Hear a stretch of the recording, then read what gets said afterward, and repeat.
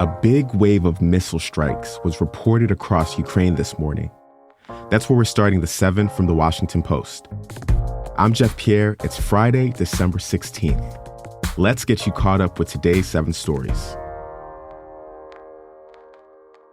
There were explosions from the capital Kyiv to Sumy and Kharkiv in the northeast.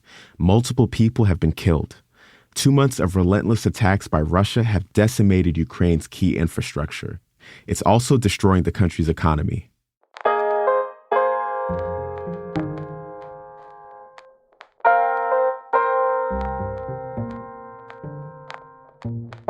Number 2. Congress passed an $858 billion bill to fund the military yesterday. This includes more money to help Ukraine. The bill also ends the military's COVID vaccine mandate, and it gives service members a raise. Lawmakers also tucked a ban on the sale of shark fins into the bill. They hope it'll save sharks from overfishing and extinction. It now goes to President Biden's desk to sign. Also on the Hill, the Senate passed a bill to fund the government through next week. This prevented a shutdown that would have started tonight.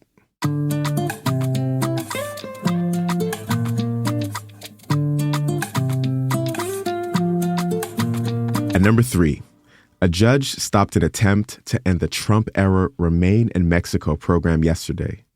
This is the rule that requires certain asylum seekers who are not Mexican, but who have crossed through that country to be sent back to Mexico to wait for immigration proceedings. For now, the program will continue, while Texas and Missouri challenge Biden's plan to end it in court. Number 4. A former Texas officer was convicted for shooting a black woman. Aaron Dean, a Fort Worth officer, shot and killed a Tatiana Jefferson in her home in 2019. She was 28. The killing set off protests against law enforcement. Dean was found guilty of manslaughter yesterday and faces up to 20 years in prison. The Post reports that Black Americans are killed by police at more than twice the rate of white Americans.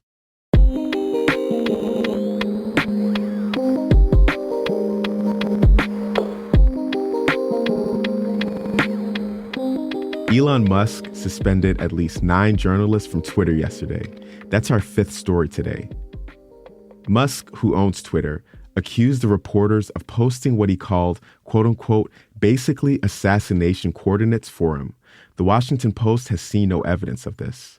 The suspended journalists from the Post, CNN, the New York Times, and other outlets have written about the chaos of Musk's recent takeover. This raises more concerns about his commitment to free speech. Number 6. Harvard named its first Black president yesterday. Claudine Gay is a scholar of political behavior. She's also the daughter of Haitian immigrants. Gay will lead the nation's oldest university starting on July 1st. This is a groundbreaking appointment. It comes as Harvard reckons with a past that's tangled with slavery and racial discrimination.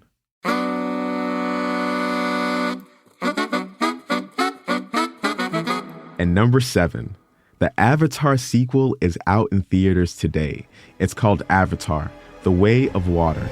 The way of water connects all things. Before your birth and after your death. And for fans, it's been a minute. The original movie came out in 2009. That's 13 years ago. The film broke box office records and featured groundbreaking visual effects. Director James Cameron takes us back to that world, only this time it's underwater.